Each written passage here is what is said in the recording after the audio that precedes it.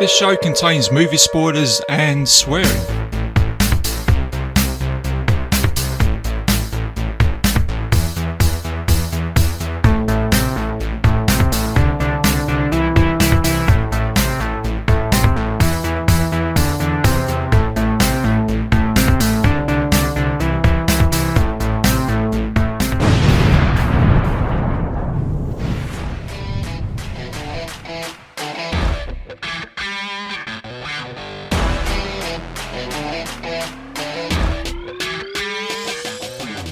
Hello and welcome back to another episode of Bitesize Cinema. I'm your host RJ McCready, and for this episode I've got a real treat for you today. I've got Christopher St. Booth coming onto the show today. He is a man of many talents, shall we say. He's 11-time award winner. One of those is for the Fright Night Filmmaker of the Year. He's a producer, director, composer, writer, actor and author, paranormal investigator. He's made many films. His latest ones is The Attached. He's been involved in films such as Dead Still, The Unseen. He's also been involved in a rock band, which I want to go talk to him about. So yeah, Chris. Oh, and Chris, you also wear a cowboy hat, which I love, by the way. I've got to mention that cowboy hat. Lovely. I love it. Yeah. Welcome to the show. Lovely, yeah. Thank you very much for having me. I actually have an array of different hats. Yeah. I have a beautiful bowler cap that I got from actually Malcolm McDowell. You're from kidding me. Orange. So, No. No, I had the pleasure of meeting him at one of the shows, and of course I had a fanboy moment. Wow. Because Clockwork Orange I grew up on. Yeah. And I realized that he was from, I think he's from Yorkshire too. Uh-huh. And then that was it. As soon as that happened, because I'm originally from Yorkshire, that was it. We were best of friends. So he was really sweet. That was really cool. Wow. Getting a bowler hat from the man himself. Yes. That wasn't filmed too far away from me, actually, in Thamesmead, which it's famous for, with that scene there. But, yeah, no, that's great stuff, man. So, Chris... what I'm going to ask is, you're going to turn back the clock here, and like I say, I've had a little shout out to John Campbell Hammond, by the way, because he was involved in your latest movie, which we'll talk about later, and he put me your way. He said, you know, RJ, you need to talk to Christopher St. Booth and Philip, because they're two cool guys that I've worked with on set. So I thought I'd give him a shout out today. And when I've looked at your profile, I've gone, wow, it's incredible what you guys have been up to, being filmmakers, paranormal investigators, and where that's all come together. Very inspiring. But how did that all start? How did you guys come about, you know, being in the film business and, you know, love of paranormal? Well, first of all, let me say a shout out to John. He's a sweet chap. Yeah. He donated his body on the set to be destroyed. Oh, did he? So, yeah, we killed him on our latest film set. A lot of crew will probably admit that we killed them too, being that we worked quite long hours. But being independent film, you can't really stop and say, you know, we'll pick it up when it's coming to the end of the day. So. But anyway, it all started. First of all, I'm a musician. Yeah. And I had moved to Los Angeles, and we started, you know, playing around, and that was back in the, you know, before Motley Crue was really Motley Crue. So that gives you an idea. Yeah. So wow. We were playing with Troubadour and the Whiskey Go-Go Rainbow and all that. And Motley Crue actually backed us up, which was you know, a wowzer factor now, thinking where they are. But basically, you know, we were playing all the clubs and all that, but to make extra money, we dabbled into film. Yeah. And we started actually working for Playboy Enterprises, which at that time they were making very big budget erotic films, and they were very big. They were like, you know, $100,000-$200,000, which is unheard of today for, you know, what they're doing now. But it was very big production. So we started as like PAs and slowly worked up to different, I want to say positions, but that sounds funny when you talk about Playboy. But what happened was, that's a great pun.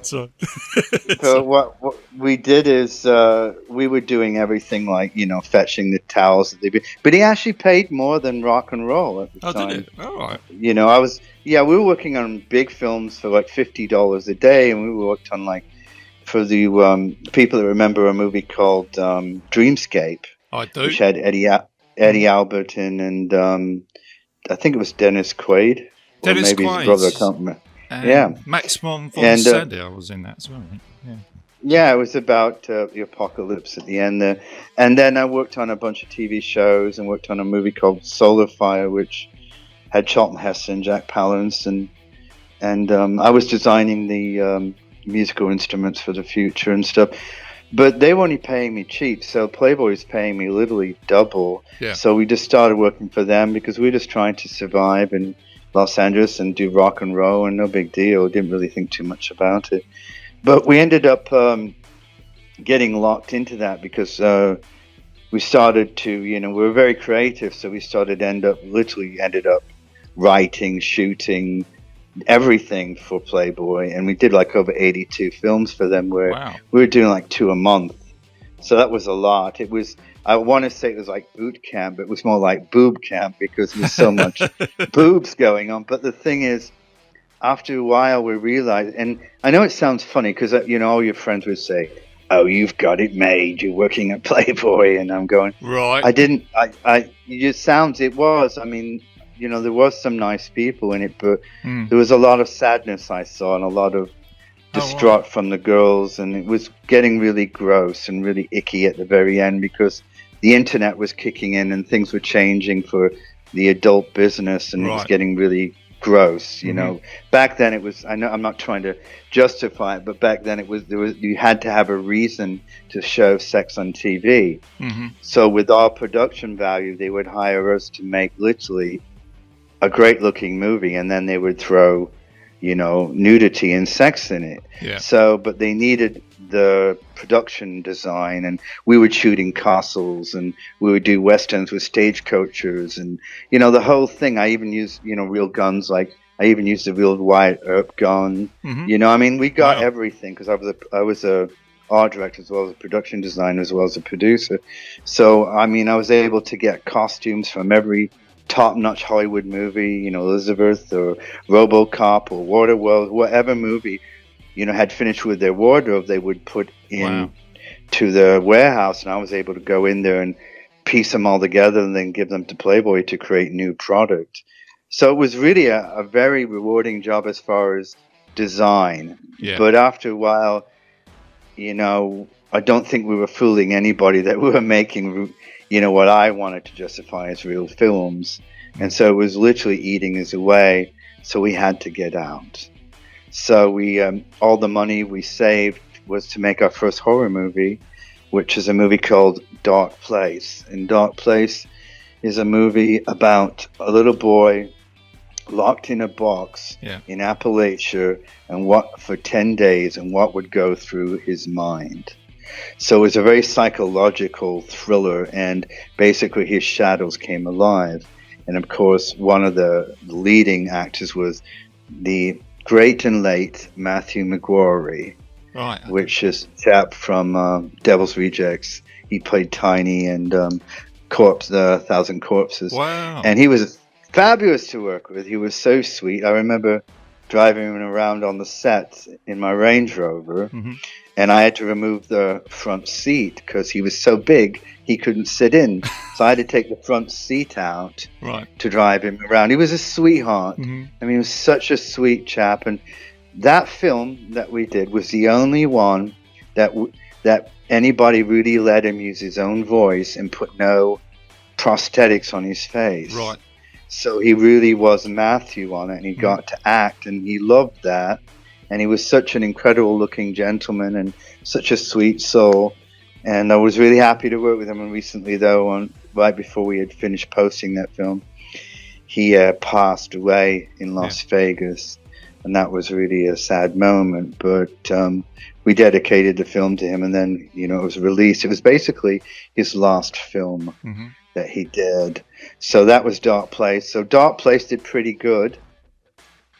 in Europe, but it didn't do anything really in America because I think of the nature of the film, because this film was more of a thriller horror film, whereas more David Lynchy. It wasn't, but at that time Saw was everything. Saw came out and everybody wanted Saw, so it didn't really make the impact we hoped in the United States, in North America. So you know, it was what it was, but we ended up doing trailers for a living for a couple of companies for a couple of months, and somebody came along and wanted to make another movie, and we went ahead and made that, and we shot that at one of the most haunted places in the United States, which was Waverly Hills Sanatorium. Yes, I did see that because I watched Unseen today. Because obviously I couldn't get everything in with time, and I thought I'll watch Unseen because it looks like something that is hitting on everything that you've done. With what you said, it's parts of what you didn't see, obviously, in the title. And then when I saw Waverly Hills, I thought, oh wow, because I've heard about this place, and I liked what you said on the documentary. You said it was like The Shining. And I thought, wow, yes, it is, isn't it? It's this isolated place by the looks of it. Some amazing stuff. And also, Chris, what I like here is also what you said. I think it's a great concept where you said, your film director's going onto a haunted location and then being haunted by the ghost. And I loved that concept, as well. I thought it was great. So what was it like filming there? Well, when we got there, we were from Los Angeles, so it was like we were British cowboys, Los Angeles, arriving in Kentucky. So that's, very beautiful people, really beautiful people in Kentucky, very sweet. But, it was a very culture shock for us, but they were so nice. Everybody was so nice, and they all talked like this, they all had accents like this. And it was so sweet, and so I got out of the car and I looked, and when it was literally like finding the Titanic ship in the desert. Wow. It's what it looked like, sitting there.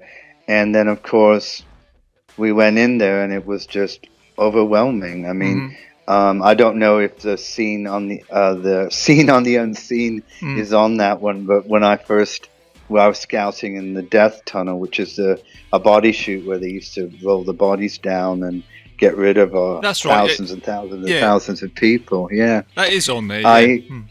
And I got sick at the end of the tunnel. I felt really sick, and of course the other chaps left me alone because they went scouting on another location next by, and they left me there. And I literally just couldn't handle it. I had such a fear come over me. And I took a photograph with my camera, a digital camera, and the video was running on it as well right after that. And I ran up 500 feet, because the tunnel's 500 feet, to the top. And I just felt so sick. I just wanted nothing to do with this right now. And so when we got back to Los Angeles, I started looking through what we shot, the pictures for the location scouting, and then on the picture right in front of me, where I felt that fear, was a little girl, and she looked like she had no eyes, standing right in front of me. Wow. And then on the videotape, there was a scream at the same time, and it wasn't me. It was, a little girl, and I just went, oh my God, and that was it. I was intrigued. I was signed up to... I was fascinated by the paranormal, and then we shot the entire movie there in Death Tunnel, which is on Sony Pictures, and it was released in the UK, and it did really well for us. It became a cult film, and that was our first paranormal experience, and it's full of paranormal abnormalities through the whole film. There's EVPs, there's shadow people going through it, there's lights, all kind of stuff. So it was a really haunted, here we went to film a haunted place, but find out it really was haunted, and we became intrigued, and we made a documentary about us filming there. And then Universal Television over here in America, Sci-Fi Channel, bought that and aired that, and that was the start of our career working for Sci-Fi Channel for 10 years. Wow. I must admit, Chris, I do like as I said to you just a minute ago, the concept of you being like cowboys, paranormal investigators going to a real haunted location to film a movie. It's great. I just love that concept. And find out it really is. Yeah, this is it. And the thing is, that did give me a bit of a laugh, if I'm honest with you. And you guys just seem great. Do you know what I mean? You sort of bounce off each other so well. Do you know what I mean? I know you're brothers, twin brothers, and that. And I thought these guys just seemed like a couple of just nice guys. Do you know what I mean? And it's really good, and also very inspirational for the time. Do you know what I mean? Right now with everything, and I just think that's great. We're very. I mean, we've always been spiritual and always very creative. I mean, music, everything from music to films, and I think everybody. I mean, the way I look at it, I mean, we coming from Los Angeles and meeting, where a lot of people would find very hillbilly like or very. A lot of them would pull people down. I found them very sweet, and I felt these people actually would have your back. It's kind of like, I mean, when I was in Yorkshire, and then I would go to a bigger city, and they would be more colder in a bigger city, but in the north of England, they were very, very, abiding, so to speak, if you know what I mean. They were very more family orientated, and it was that way in this part of America. They would do anything for you. Right away, right away. You didn't have to know them. I mean, they were all calling you baby and darling, and I'm going like, all these girls like us, but no, they call everybody baby and darling here, So it's like, oh, okay. I'm sure they did like you, Chris. Yeah. Now there was. Now I need to bring. I need to bring this up because there's something on that documentary that did give me a bit of a chuckle, if I'm honest with you. And it was you getting into an aeroplane that's made of duct tape, and you fearing for your life, and that sounded like a very funny story to me. Flying over the Mojave Desert or something. Yeah, that beautiful desert. That's the Mojave Desert, right next to Death Valley. That if you go down, you're talking 116 degrees, and you can. It's pretty. But it was my friend who he was actually part of the family of the Wright brothers.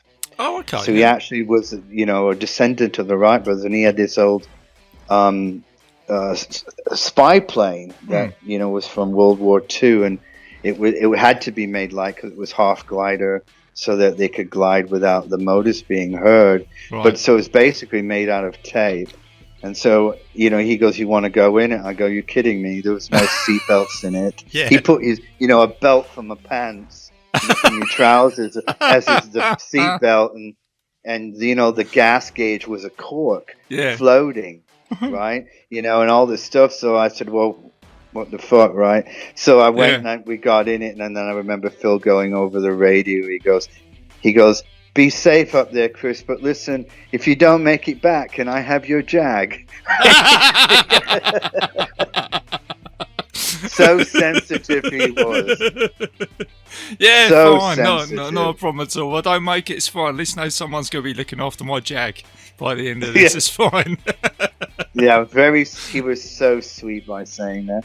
Anyway, once I got up there, it was magnificent. Mm-hmm. It was like, you know what it was? It was like Road Warrior in the air. It really was like that. It was, it was like I was Mad Max up there. It was fabulous. I didn't want to get down, but when it did have time to come down because we were running out of gas, right?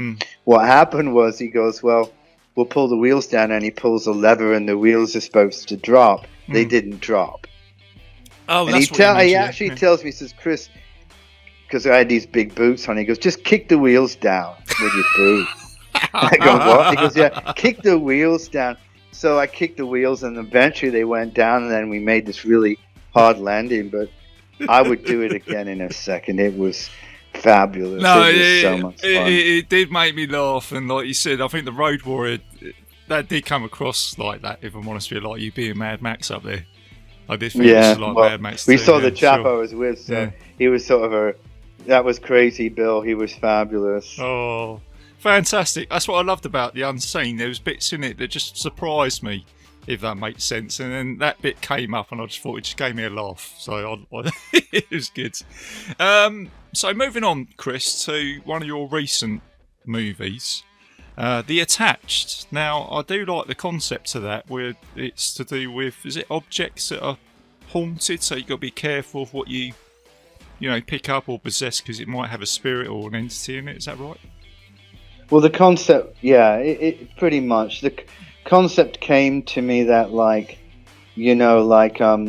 I was propping movies, when we did Death Tunnel, we actually used the real gurneys and the real needles and all that was found there.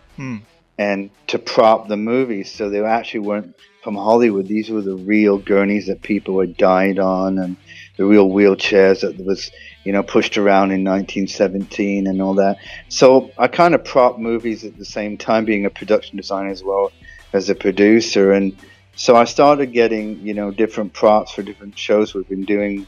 Children of the Grave, The Possessed, all these different movies we've been doing. So I brought something, and I suddenly we were doing actually, I don't know if you knew this, but we were the first people ever to go into the real Exorcist house and do a paranormal investigation. I just skipped over that. I was going to come back to that, but let's talk about that quick. Well, we can jump to that. Yeah. But reason why is I got a copy of the real diary of the Exorcist. Yeah. So with getting that, and which is very scary, because here you have, this is not like made up. I mean, this is written by 14 priests, all put together by Raymond Bishop. Bishop Raymond Bishop, actually, his name is, and Reverend Raymond Bishop. And it's very scary to read. It took me a long time to read it, and I know we're going to go into that. But the concept was, with The Attached, was that I was getting all these real objects, and then suddenly something came up, and there was this exorcism box that was available, and no one would touch it. They were scared, and a priest was trying to get rid of it, and he wanted to get rid of it, and he gave it to his niece because he had passed, and his niece was scared, and she knew what I did, and she asked me if I wanted it. So she actually sold it to me for a very low price. No one else would buy it. And it's the real exorcism box from Annalise Michel, which is the real Exorcism of Emily Rose movie. Yeah. So it's a real box from Germany. It was built in 1898. It was used in her exorcism in 1974, I believe, in 73, 74. And it's very scary in the thought of when you know that case. But I remember when it arrived, so it kind of like one thing after another started arriving that was, known to be in a tragic experience. Was a Raggedy Ann doll where someone was violently murdered wearing a Raggedy Ann t-shirt and had a Raggedy Ann doll, and then this was the doll that was moving, and he didn't, whether, it was bone saws from asylums or, whatever it may be. I mean, even old doctor's bags that was written, actually has, which is really weird, says Dr. Jekyll on it, even though Dr. Jekyll was a fictional story. It was just very bizarre what was starting to go on, including I was getting, I was buying different pieces from auctions, voodoo stuff and stuff from Thailand and stuff. Yeah. Then there were letters hidden inside these boxes, and they turned out to be very old, hidden letters that nobody knew. So it was getting crazy. So we made a movie about it. We made a movie about what happens when you bring things home. Like, for instance, you're driving down the alley and this beautiful chair sitting there, going like, why would anybody throw that away? Yeah. No, well, you see, there's a reason, right? And, a tragic experience possibly. And a good memory can be with that. Usually no one gets rid of a good memory, though, you see. So we started getting all this stuff, and we just told some stories. So The Attached goes into 7 different stories. One is the real exorcism box of Annalise Michel and what happened when I opened it. Then there's the story of Emily and Adam, which are 2 dolls that are from the turn of the century. And Emily and Adam were real children that died in a drowning accident, and their father was a doll maker. and he grabbed their hair after they died and sewed them onto these dolls. Cool. And these dolls are known to channel the spirits of Emily and Adam. Right. And Emily actually blinks. She really does blink by herself, and she's a doll. It's really bizarre. She's very sweet and very beautiful. And stories like that, you know, John Wayne Gacy's paintings were hidden in an armoire, and these people have bought this armoire not knowing that. Yeah. And then suddenly the room is full of clown sounds and craziness and scary, you know, chants in the middle of the night. And just many stories like that. And a beautiful story about, and one of the most incredible asylums I've been to is St. Albans Sanatorium in Virginia, where a woman had taken her life after a miscarriage, and she hung herself. Oh yeah. And we filmed in that room, and we were able to capture the recreation of that tragic event through paranormal evidence, through the different machines and the different boxes we had, as well as on the camera. So it's a very powerful thing, but it makes you think next time you go to, you know, a second-hand store, an antique thrift shop, like, well, you know, were you going to touch that shit, right? I am one of those people that does like an antique store, you know. I love spending time in there, so it has certainly made me think. I kind of had that sort of idea in my head before, but that's kind of beefed it up for me now. And well, I mean, it's true though. I mean, imagine you go to like a clothing store, right? An old clothing store, and that person wore a suit, but maybe he was a bad person, and now you don't think the energy. You know, I mean, this is how ghosts are. You see, if you know, people say I've never seen a ghost, you never captured a ghost. Well, I've really never saw an apparition. I've seen a lot of things pretty close to it, but like as far as a full-on apparition, except for possibly I thought I did see one a couple of years ago. Actually, I thought I saw Annalise McKell in my bloody basement. Yeah, I saw this woman walking around in my basement, which freaked me out. I don't know, but what it is from, it's from tragic events that leaves over, a residual haunting, or almost like a stain, or as you know, some kind of smell never goes away in a place. Yes, a musty smell, you can't get rid of it. That is what really ghosts are. It's something that happened that, whatever reason, you can't get over it. Yeah. Good, bad, tragic, whatever, you know, or not even knowing you died, like a soldier or a child that's too young to understand.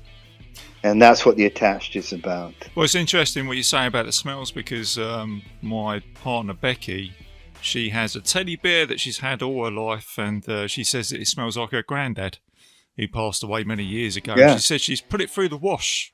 Even it's come out and it still smelled like her granddad.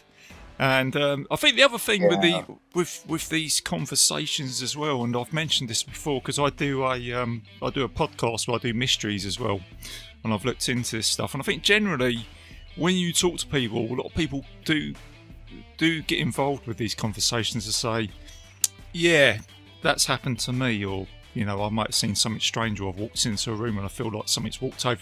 You know, that I was saying, someone's walked over my grave, or, you know, you get that sort of tingly feeling. So it is quite a common thing, isn't it, amongst people, to a fairly high percentage, I would say, you know, in conversations about ghosts and gut feeling.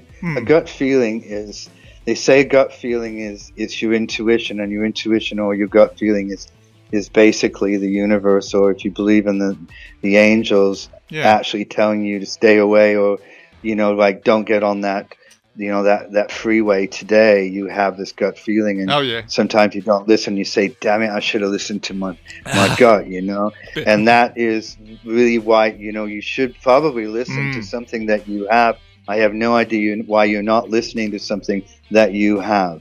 Yeah. Because the reason you feel it, you know, there's a reason that you feel it, and you need to really look into that. And I know that Death Tunnel spooked the ghosts of Waverly Sanatorium was the first major paranormal experience.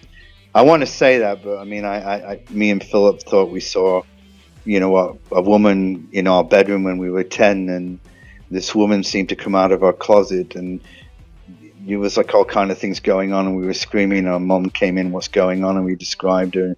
She says, oh my God, that sounds like your grandmom, and I just got a call. And she just died. Right. Okay.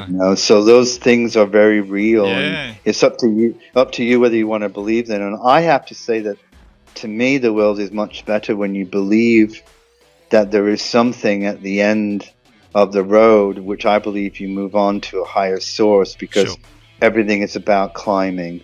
Mm-hmm. It always has been. So if you think death stops you, I mean, my personal opinion, I think that's not a good outcome to think. I mean, you grow, you keep growing, involving. Planets do it. Everything does it. They either die or when they die, they fertilize and they reborn and they give life to something else. It's kind of like the breath that you breathe, right? Yeah. That the breath that you breathe out is the breath that I actually breathe. Mm-hmm. And they've proven that people over, say, in America or over in Europe, they breathe, and by the time the winds actually carry all the breath over, we're actually breathing what you breathed out. Mm-hmm. And if you think of that in a big concept, that's pretty powerful. Oh yeah, no, absolutely, yeah. No, there's a lot of these, like I say, powerful energies and concepts, and what you're saying. And like I said, I think there's a lot of people that get involved with these conversations like that. So moving on, Chris, I'm just gonna. I know you've got a new film coming out, and I'll leave it to you what you want to talk about this film. But do you want to tell us a little bit about this new movie that you're bringing out? Well, Never Blink is based on science fact, and so when you blink, it's about 0.3 seconds as how long you blink for. Yeah. It averages around about 3 minutes in an hour that you blink. And it's about 48 minutes a day that you literally blink in a day. So when you blink, you actually go into darkness, and your mind fills in the gap so you don't fall over and lose your balance. And so it's actually a fake image that your mind gives you. This is real. So imagine if you removed that fake image and you were able to see what was in the blink, which is the darkness, right? Which is the world that the supernatural moves around in. Vortex paradigm world moves when you blink. That's why you can't see them.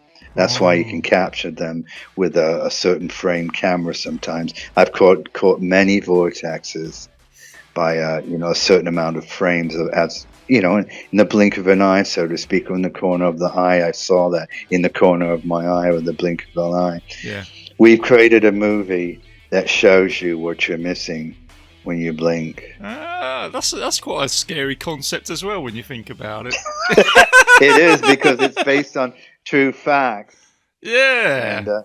And so in this one we have somebody that gets to you when you blink. That is kind of reminding me a little bit of H.P. Lovecraft type area. And it's also a little Doctor Who-ish, except Doctor Who had the weeping angels move up. This one you actually we actually use camera recorders on your eyes that actually scientifically transpose it into what you're seeing when you're blinking, and you go actually into another dimension. Actually, it's 11 dimensions you actually go into. It's just true science, and we've been able to use the real science and develop these things, film it, but also tell a good horror story out of it. What would happen if you could actually go into the world of blinking? And it's pretty creepy. Love the concept. Yeah, that is an interesting. I'll be interested to see how that turns out. Plus, John Campbell Hammond is in that film as well, so I'll be interested to see how that turns out for him as well. Well, we all know how he turns out, I'm afraid. Right, okay. On the floor, bloody. Oh. The other thing I was going to say, Chris, just before I close the show up, I should have mentioned this at the beginning of the show, just out of interest, where you are a filmmaker, is there any other filmmakers out there that have inspired you? I'm talking about from like possibly a younger age, sort of back in the old generation of filmmakers. Is there someone out there who's kind of made? Oh, definitely. Definitely Ridley Scott. Right. Clive Barker. Yeah, Hellraiser. Yeah. great stuff. Alien, David Lynch. Yes, all the masters of weirdness, and of course Ridley being brilliant with his lighting, which we spend a lot of time lighting our films and production value. We don't spare anything, even in documentaries. We take a lot of time to do it, right down to the music, So it's like I'm just inspired by very people that really care about their craft, and no one's better than Ridley, I think. Sure. And those, and that's very, very, very incredible. Gladiator being one of my favorite films. Oh, I think that touched everybody, that film, didn't it? Especially the soundtrack and everything, didn't it? Yeah. And Blade Runner too. Blade Runner, great film. Clockwork Orange, Simon, Kubrick, Stanley Kubrick, of course, The Shining. And I had the pleasure of actually staying in the Stanley Hotel where he wrote it. Oh my God! Wow. In room 217, I stayed in. Actually. Oh wow! I actually covered The Shining before this. That was my last episode, and we went in deep. We tried to work out that was one of those films which is a great discussion point. Clever, very clever film. But no, all those names there because I'm part of the Legion Podcast Network, and there's other fellow podcasters that do horror shows, and they love all those directors as well. Do you know what I mean? Big hitters out there. So yeah, all right, Chris. Well, listen, thank you very much for coming onto the show today. It has been an absolute pleasure talking to you today. And before I close the show, I know that you're going to is it a horror con or something like that? Is it this weekend? You're doing We're going to several this whole month. We're going to Dead Con this weekend, which is in Fort Wayne, Indiana, in the USA, and all the horror stars are there, and we're there, and we have like 40 feet of funness. That we're actually bringing our haunted objects there, and then after that is Scare Fest, and we're actually doing a whole museum where I bring everything from the attached, and people get to actually, look at it and touch them, and then we sell our films and books and music there as well. So it's always a lot of fun, and then of course there's parties at night to get some real spirits going, right? I'm sure there is. Yeah, I'm sure there'll be a bottle of scotch in there, eh? Well, I don't know about that. I'm not good on scotch. I end up definitely seeing a lot of spirits at that point. I was going to say, Chris, as well, because when I watched Unseen, there was some Q&As on there, and one person came out and said, "Oh, Chris, Phil, has doing all this paranormal stuff made you give up drinking?"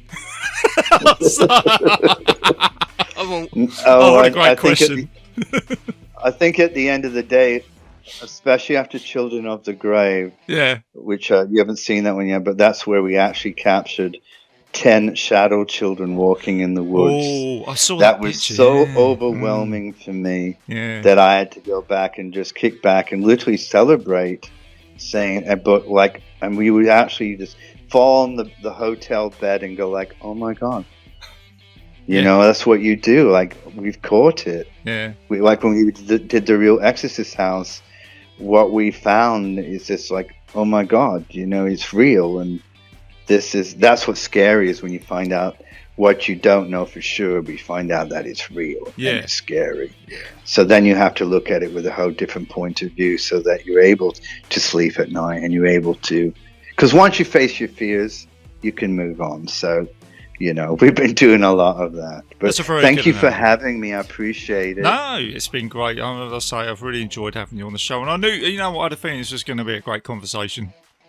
Doing some research on the lead up, I was pretty excited today to be talking to you. And I was going to say that I could smell the Yorkshire pudding cooking over there, mate. Yeah, that's it. Nothing much changes over here, Chris. There's still nothing wrong with that. Nothing wrong with that. There's still Jaguars floating around. You pick up a Jaguar for 275 quid, So there you go.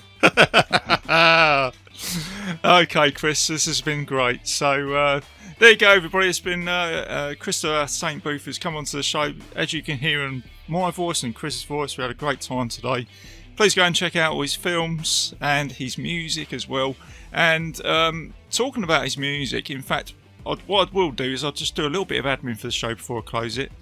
I am a proud member of the Legion Podcast Network, so please go and check out all the other shows on there, including my other podcast, the Mystery Vault Podcast, where I talk about all mysteries and spooky stuff. You can find me on Spotify, iTunes, and several other players on the internet if you put in Bitesize Cinema into Google. And I've also got a Facebook page where I'm most active as well, so let me know if there's any movies that you want me to review. I will be back soon with Mr. Bo Ransell for Night of the Living Dead, so look out for that episode. But before I close the show, Chris has very kindly let me play one of his songs as like an outro, and it's from his album Elysium, and the song is called Fall and Rise. So sit back, enjoy, listen, chill out. And as always, people, keep it bite-sized, keep it safe, and I'll see you soon.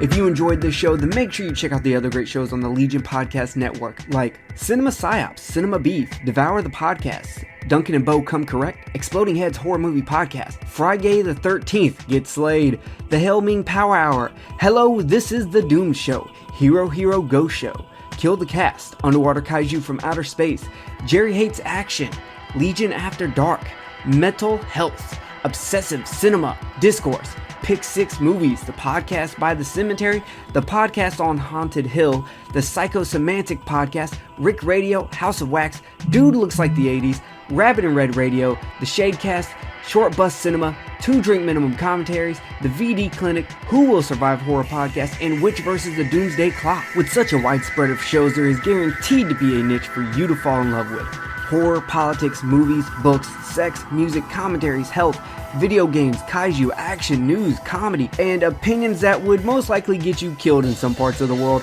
We are proud to bring you some of the best podcasting in the world. Check us out at www.legionpodcast.com, iTunes, Spotify, Stitcher, YouTube, and any other dark corner of the internet where podcasts can be found.